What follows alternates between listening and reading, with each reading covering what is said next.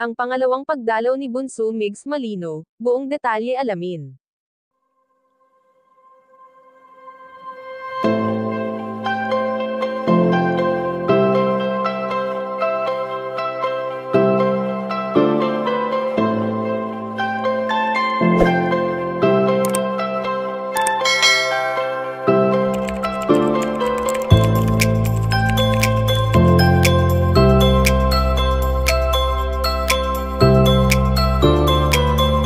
Palagi na nga nating nasisilayan ngayon ang nag-iisang si Bunso Migs Malino sa malimit niyang paglabas sa social media kasama ang mga taong nagtitiwala sa kanyang kakayahan.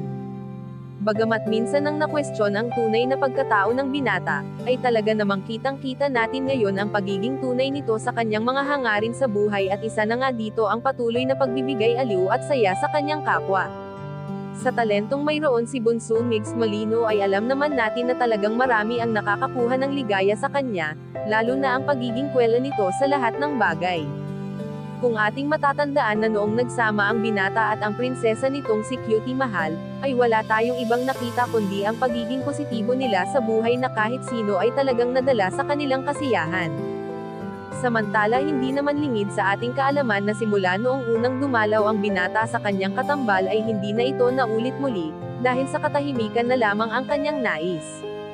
Subalit ayon sa aming impormasyon na nakalap na sa pangalawang pagdalaw ni Bunso Migs Malino sa Hong Kong upang magbigay saya sa kanyang mga taga-suporta ay inamin nito na kasama niya pa rin dito si Cutie Mahal, dahil ang lahat ng ito ay inaalay niya sa namayapang komedyante na palaging nasa puso't isipan niya.